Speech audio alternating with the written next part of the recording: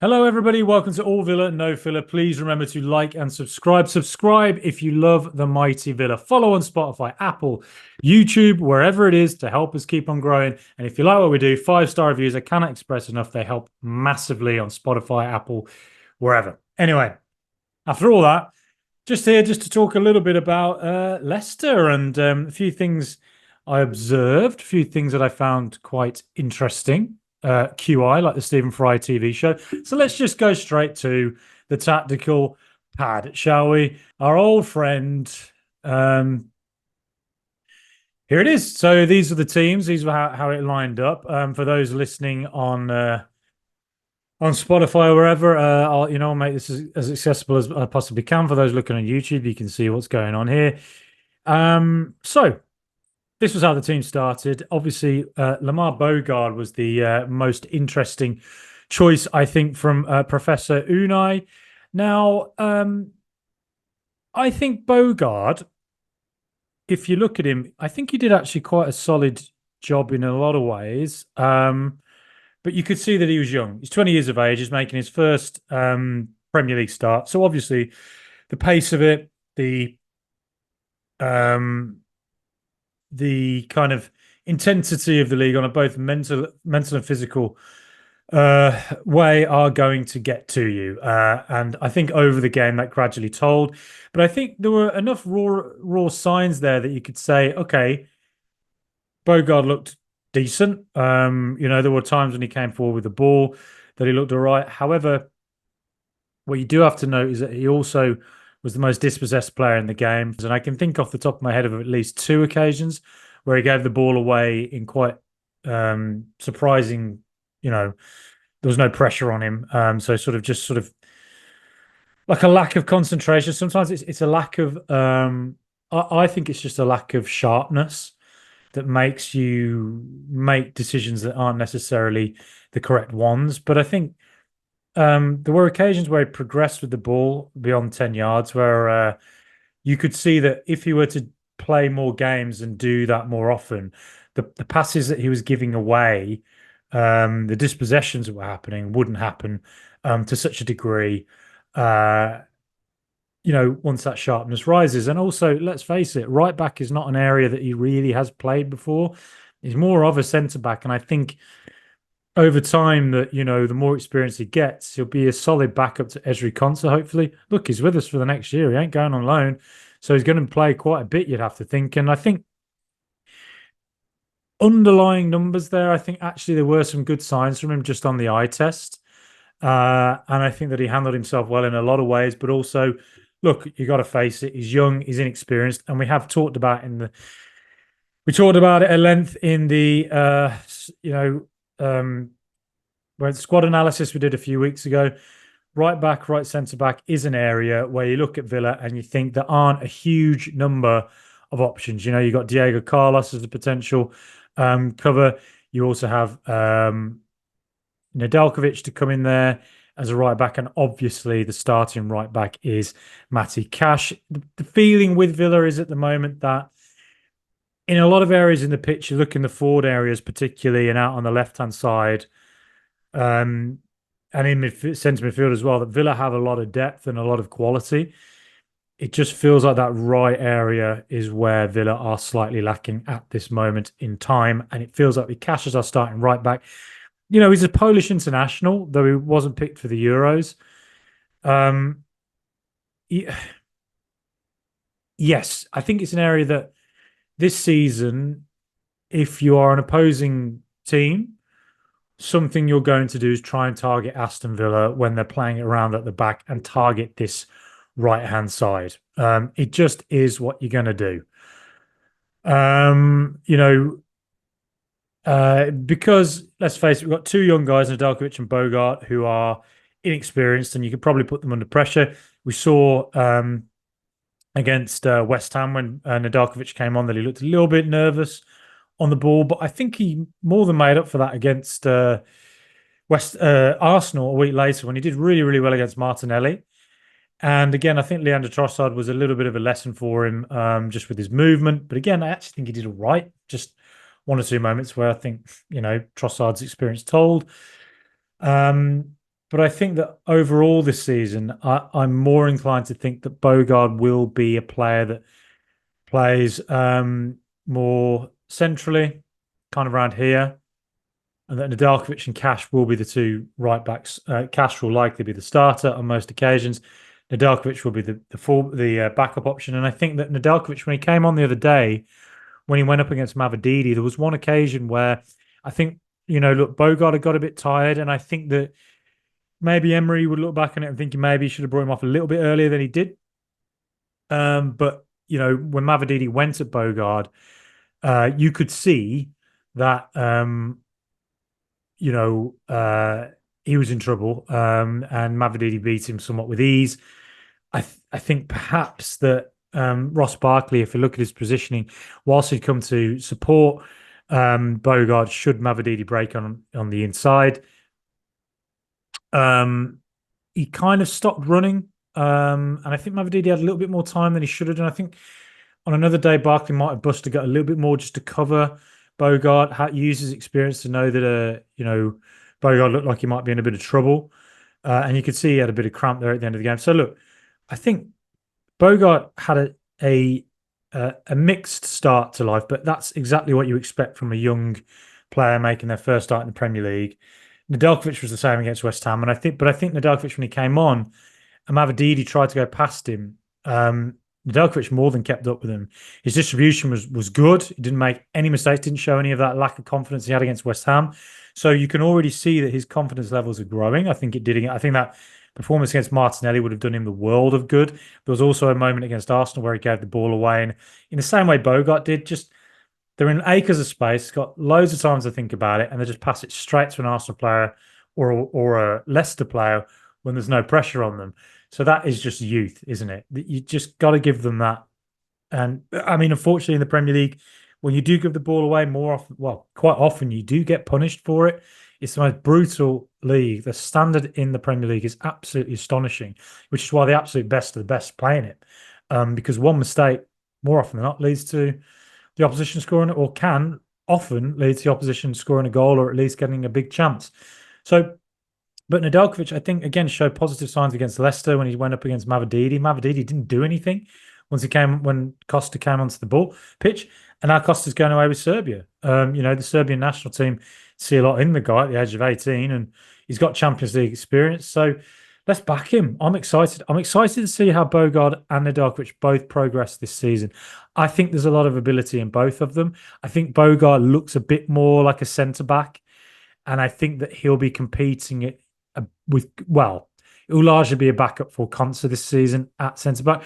That's not to say he won't play at right back again this season. Clearly, Emery saw him in training in previous weeks. He talked about how Nedeljkovic needs to work tactically, and he talked about how Bogarde did well in training. So I think there's positive signs in the two of them. Yes, they look young and naive, but the only way you can grow is to learn and to come and play and get those experiences. And is it great for Villa that we have to have that sort of element in our team, where you do slightly fear how we might get on against the best of the best? Okay, yeah, I get that. But at the same time, I think it's great that we've got young teenagers in Nedeljkovic and a 20-year-old in Bogarde, two young players who, like, look at Mainu at Manchester United, came through at 18 in midfield. And sometimes you just got to give these guys a chance and let them rise to it. And I've seen enough from Nedeljkovic already to make me think that, there's a reason already at his age as a Serbian international. And there's reason to think that with the way this guy bursts forward, as we saw in pre-season, and as you see from highlights videos of him at Red Star, there's plenty to be excited about this guy for. Matty Cash is going to be the starting right back. He just is. But I'm excited to see how Nedeljkovic does. And I think with Bogarde, again, I think there were signs against Leicester where he was dispossessed quite a lot, but it is what it is. It's just what you expect from, younger players, and I'm sure he'll use that to grow from it. I think there were some really positive signs from him as well in that game, and one or two moments where he showed great vision. One or two passes that went between the lines, picked out players. I think the more he does that, the more he plays, the better he'll get. It's as simple as that. Now, one other area I think I want to point out as well is our good old left back, Luca Dean. Now, Luca Dean, man of the match, if you ask who scored. And if you go off their stats, 5 tackles, 2 interceptions. I love interceptions because it's a sign of intelligence, it's a sign of reading the game. 3 clearances. And again, off the top of my head, I talked about Fatawu, a player whose FB ref stats are very high, a player who got tons of assists and goals last season in the championship. Just 20, 21 years of age, very, very young guy. Obviously, for him, in the same way when you're talking about Bogarde and Delkovic, coming into the Premier League it's another level, and it will take him time to show what he can do in the Premier League. But I think Luca Dean handled him really well, and there were occasions where Dean was just cutting him out, stopping him progressing, tackling him, and you can see, how effective he was just going off those stats. 5 tackles, 2 interceptions, 3 clearances, and 1 big assist as well. So with 5 tackles, second to that was Bogarde with 3. So again, praise to Bogarde. He made 3 tackles. Only player to get as close in interceptions was Amadou Onana, who got 2. He made 30 passes, Luca Dean, in the game with a pass accuracy of 87%, which is very, very good. And he made 6 crosses, double second in John McGinn. So Luca Dean was a really effective player against Leicester. And I think it's worth noting as well, I talked last week in the preview that I wondered if Ian Maatsen might start, £37 million signing from Chelsea. You'd assume that he's going to be our starting fullback at some point. But clearly, and I've heard on the old grapevine, Unai Emery is a huge admirer of what Luca Dean did last season. A huge admirer of the attitude he showed last season. At the start of last season, I think, when we signed Alex Moreno, he came back and was our starting left back, and he was a transformative signing for Villa in the second half of that season when Villa went on that run to the Conference League. Amazing signing for us at that point. Obviously, got that terrible injury, presented an opportunity to Luca Dean. Now, Luca Dean, we all know he's on big wages. He could have sat back and just sulked and not really bothered.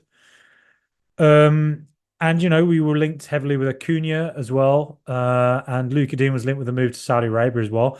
So I think the opportunity was there. Had a bid come in to sell him, I think Villa would have been tempted to take it and replaced him with Acuna from Sevilla. However, Luca Dean was a stalwart really last season. And Ian Maatsen clearly is going to have to work hard to get that left back position. And Luca Dean this season has been one of our best players.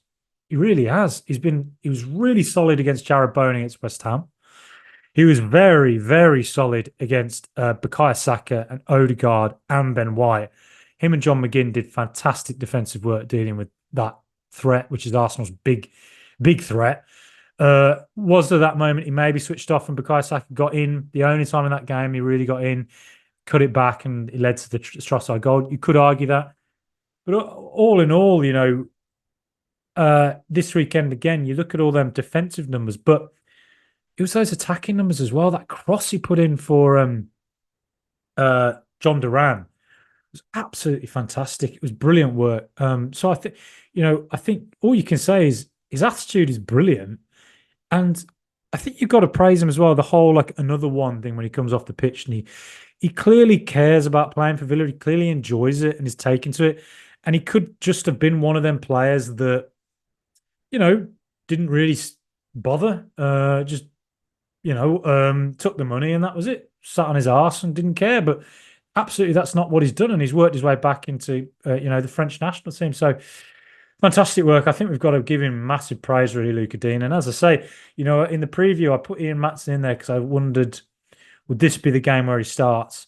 But no, he's going to have to work hard to get that left back role. It isn't there for the taking. It's going to be a hard fight to get in there. Otherwise, Leon Bailey. It's really sad that he came out the team with an early injury. Bit worrying how long he might be out for, actually. But anyway, Jean annoyingly was injured. So let's take Bailey out of the team because he came off so early. That was an area I was hoping Villa were going to be very threatening against Christiansen because Christiansen, as we saw in this game as well, likes to get forward. And he did get forward on occasions. Um, but I think that one-on-one, Bailey would have caused some trouble for him. So we put McGinn out onto the right, and big praise to McGinn as well. He put in a lot of crosses, he put in a lot of defensive work from the front. He was very, very good. But I tell you what, this man, Jacob Ramsey, he has started this season on absolute fire. He got an assist against West Ham. His direct run against Leicester got another assist. I think it's somehow actually the assist has gone to Watkins, who must have nudged it on to Amadou Onana. But Jacob Ramsey, it's really his assist, isn't it? That fantastic direct run he got in there with Austin McPhee, the wizard, and Youri Tielemans. The weight of pass he put into Jacob Ramsey was absolutely fantastic. It was so, so good. Now, I want to highlight a few things from Ramsey in this game, actually. Let's look at the Duran goal. As I mentioned earlier, you've got Luca Dean there has taken the ball from Youri Tielemans, the number 8, who's standing next to Jamie Vardy, the number 9. Now, Luca Dean is out here on the left. And if you look at Jacob Ramsey, he's just there to the Leicester number 8. And he pulls forward ever so slightly. And he does a 1-2 with Luca Dean. And Luca Dean then whips the ball in. And what a mate. Look at where John Duran's positioning is. Look at that. He's physical. That defender does not like marking him. Okoli did a really good job for Leicester the day, I thought. I thought it was a really good debut for him. But this is where you see that there's an elite striker here in John Duran. He holds him off physically and just slowly makes that move away from him for the cross. And the header, my God, that header. That is an absolutely outstanding finish. Amazing. But the reason I sort of brought this up is because if you look at the move itself, Jacob Ramsey is so intimately involved in this move. He was fantastic in this game. He really was. He was involved in both of our goals heavily. And if you think back to the West Ham game as well, totally involved in that. But not just that. His direct runs in that game caused West Ham so many problems. So yeah, I think I just sort of wanted to bring that up really, just to show what a great performance it was from him in an attacking sense as well. But also something else I wanted to bring up. Now, if you look here at Ross Barkley, the number 6, he'd just come onto the pitch, and Aston Villa up to this point after the second half had not been retaining the ball very well. Amadou Onana went off with a knock. Barkley came on, and Barkley's pass completion rate was 100%. 100%. And I thought it was. I thought every time he got the ball, he made the right decision. His weight of touch was really good, but he made the right passes. And I think you got a brief cameo here of why Unai Emery was so desperate to keep him around, and why Branachea maybe went on loan. I'm on the fence about that Branachea loan. But Ross Barkley, I actually think, Emery singled him out in the post-match interview. I think he was brilliant. And I think it's kind of unheralded almost how good he was. Because if you look at this here, he's the number 6. And, he got the ball deep and he just makes that. But look at that. There's 2 Leicester players there. He makes the right pass and he gets it over to Luca Dean, who then makes a pass into Jacob Ramsey. And Ramsey's made that run. Again, what did I talk about? The effectiveness of Ramsey in this game, that direct run. He gets in and he knocks the ball across. And there's no one there. Comes across to John McGinn, who works it back. And the ball, he knocks it back to the area. It comes back out. Who's it come to? Ross Barkley. Again, simple ball to with a perfect touch out to Youri Tielemans, who made a super little ball into Luca Dean. And again, I talk about Jacob Ramsey being involved, and it leads to the John Duran goal. This area here was really, really effective. And if I move Luca Dean forward, they were really good. And I think if you look at Tottenham a few weeks ago, they gave Leicester a lot of problems out on that left, and Villa seemed to do the same thing. I think a large part of it came down to the excellence of Youri Tielemans. I thought he was absolutely fantastic. 82.5% passing um, accuracy. And Jacob Ramsey as well, just so direct and so involved with everything. And Luca Dean getting forward at the right time and getting involved. It was really, really good. Uh, Otherwise, something else I noticed as well, um, in the first half, if you look at this, Christiansen was coming forward quite a bit, and Leicester were going into a sort of back three. But I think this is going to be a problem for Leicester this season, just from what I saw the other day. They're trying to play it around at the back, and Southampton are falling into a similar problem here. They weren't great at keeping it. Aston Villa put them under a lot of pressure, and Ollie Watkins and Morgan Rogers pressed really, really hard against them. And again, you look here, Wout Faes has the ball, a lot of space. Look up, and maybe the number 6 could come for him, or he could hit it out left to his teammate out there. I suggest putting it out left was what he should do, but instead he sort of dithered on the ball, and Morgan Rogers got into him. Rogers pressed, the ball broke loose. Rogers with a lovely weighted pass through to Ollie Watkins. He takes a shot, and it's a good save from the Leicester keeper. The goal's coming for Watkins. Don't you worry about it. It's coming. And again here, when the Leicester keeper had the ball and Ollie Watkins pressed him, just gets it away. Just. But Aston Villa's press from the front was really good in that first half, and I think it really troubled Leicester. And again, if you look at the stats here from Optastat or Opta Analyst of the attacking threat, it followed a very similar pattern to the West Ham game, and it followed a similar pattern to what Aston Villa do a lot. And sometimes when you look with your eyes, you can see this. You don't need the stats to tell it you, but it's sometimes seeing it in stat form really helps, because look at that. When Villa got their goal in the 28th minute from Onana, Villa have been by far the ascendant team. But if you look at where the 45-minute mark is, just before that, Leicester really come all over us. They do. And this is something that's been happening since January of last year. Villa seem to just go a bit, take the foot off the gas. And I've said it before, it looks like they go from composed to casual. But that intense press in that first sort of 40 minutes really caused Leicester a lot of problems. And something else I wanted to point out as well is the importance of Amadou Onana. Major interceptions in this game. Two goals already for Villa. I mean, that in itself is great. More to come, you would think. But his interceptions in that first half were absolutely critical.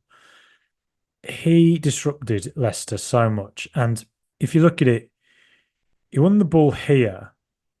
And this eventually worked its way to Tielemans.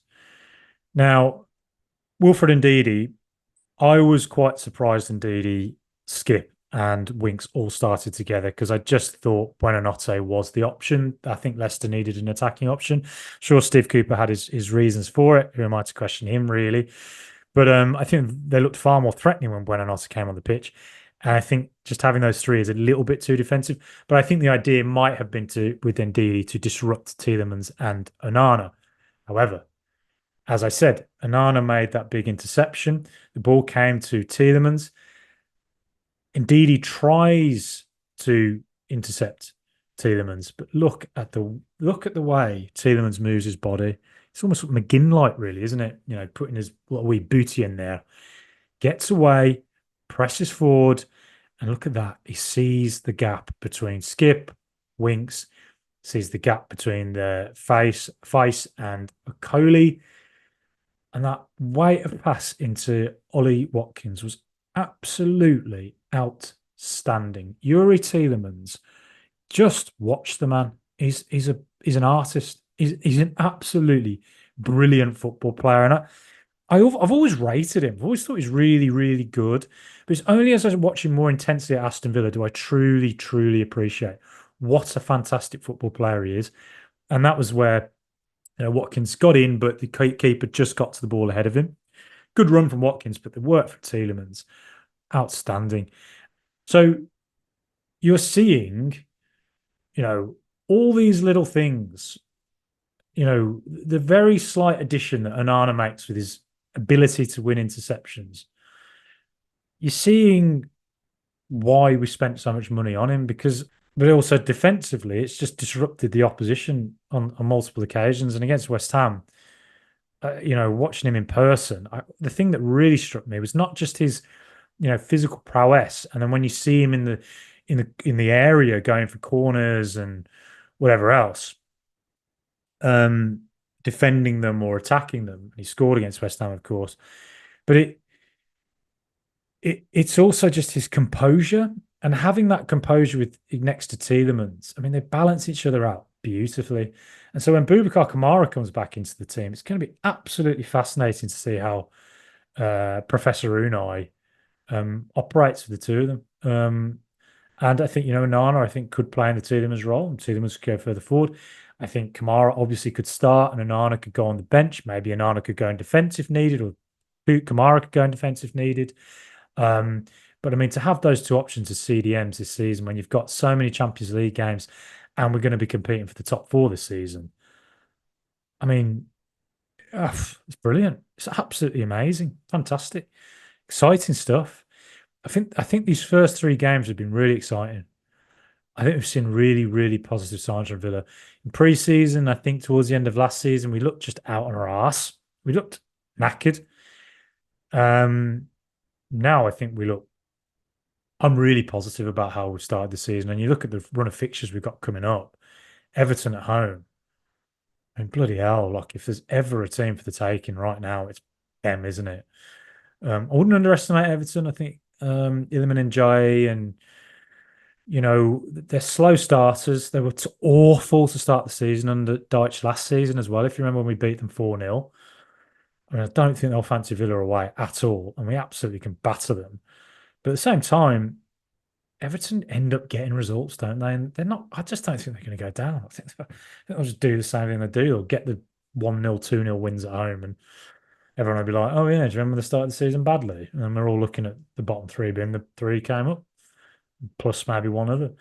But yeah, that's pretty much all there is to say, I think. Let me know what you think. If there's any other things you noticed, but I don't want to ramble on too much. I have a tendency to do that. Please like and subscribe if you like what we do. Let me know what you think. I'm going to have plenty more content coming this week and next as well. Exciting stuff, exciting guests. Let me know what you think. Up the mighty Villa.